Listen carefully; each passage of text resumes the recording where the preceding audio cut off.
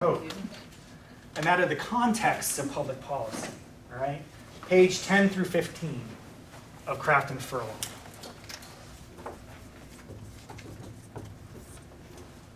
Let's go over them really quickly.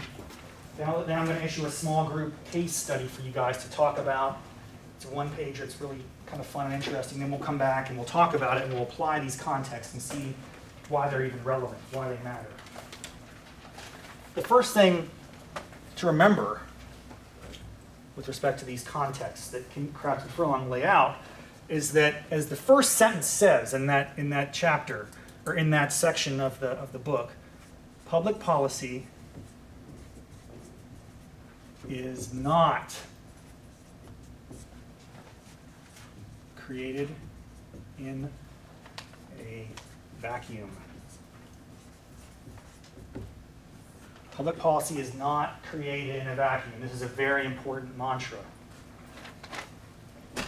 It's created in a very dynamic world.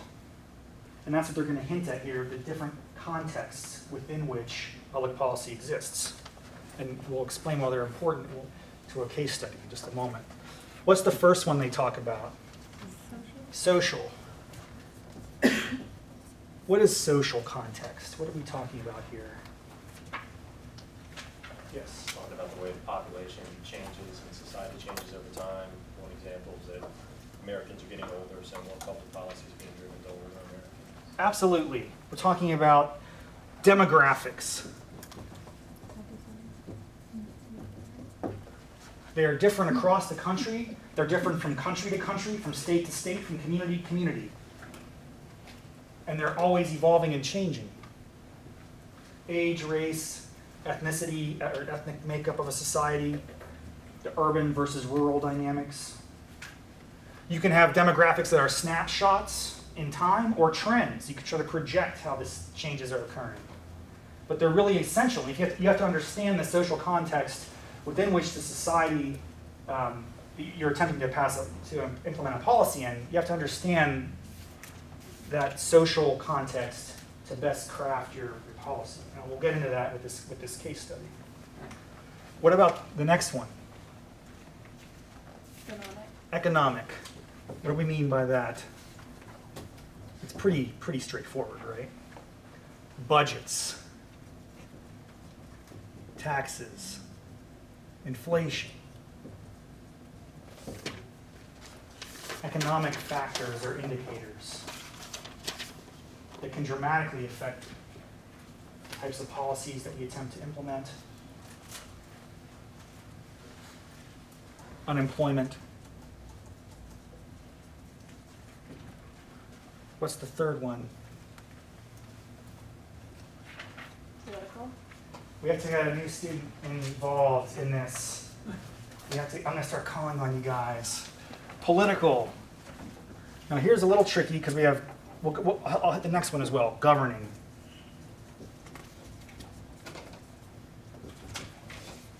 I might have to call on somebody to try to explain to me the difference between political context and governing context, unless someone volunteers. Yes? I'd say that the political is formed by a lot of biases and personal biases and opinions on issues, where governing is the, I guess, daily interaction between the different already formed levels, sides, types of government. That's a valiant effort. I give you credit for trying, and that's pretty close. That's pretty close. It's a little bit more subtle than that, and that you guys should feel free to, also attempt to answer this. I'd say political is more of the posturing, the words, and governing is more of the implementation, the actions. That's close too. One more person, yes. Ms. McGill.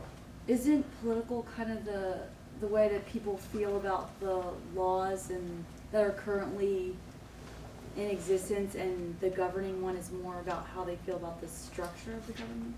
That's also very close, maybe closer than anyone yet. What we need to think about when we talk about political context versus governing context, political context refers to partisan dynamics.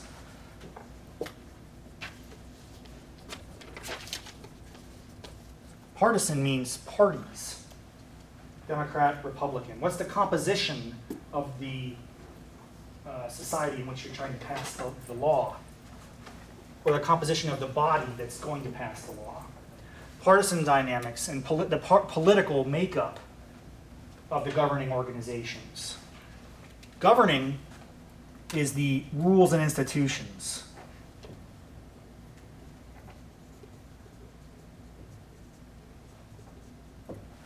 So, American democracy versus a parliamentary system, right? A governing body, how it is organized and set up structurally can greatly affect the types of public policies that are produced, the speed at which they're produced, the scope of what they affect. Political is more about the partisan makeup. So think of it like political is party-based, party-related, and governing is more about the rules and institutions that the bodies themselves exist in. There's one more. This is a good one. I think each of you really kind of touched on it, and it's a big one.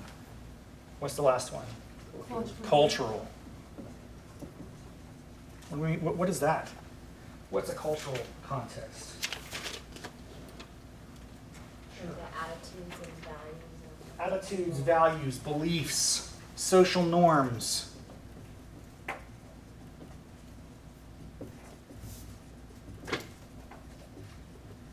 Did anyone watch the Republican primary debate from a few nights ago? It doesn't reflect positively or negatively on you. You should, but I would say this semester, I hope you take a little bit more interest in Republican, Democrat, Independent, everything. That's part of the public policy process. To the extent you may not do that regularly in your life, that's okay, but not for this semester. This semester, I want you to jump in and surround yourself, immerse yourself in the political dynamics that are unfolding. They're really important, and they're part of the public policy process, not the only thing, but an important part of it, the political context. There was a moment there where one of the Republican candidates was questioned, the governor of Texas, about the death penalty. And this, even if you didn't watch the debate, there were some highlights. Every debate gets, highlights. And one moment, which was interesting, it really illustrates the cultural context, was this question of, well, geez, this governor has executed more people, or more people have been sentenced to death and executed in Texas under his administration than any other governor in history. They're doing it at a really fast rate. And as the questioner is asking the question, the crowds applauded. That's certainly a cultural dynamic of that group. It was a Tea Party debate, so some big, large portion of that group has that notion of what justice means. This is how the candidate explained it. People know what justice means. It means pay the ultimate sacrifice when you make the worst or most egregious offenses against society. Now, rousing applause. Now, this got a lot of offense from people who don't like the death penalty. Oh, how can people cheer and applaud the killing of or taking of human life, right? These are moral questions, moral differences. So it's not the case that one society is going to share all the same values and beliefs. Like I said, we live in a dynamic, diverse world.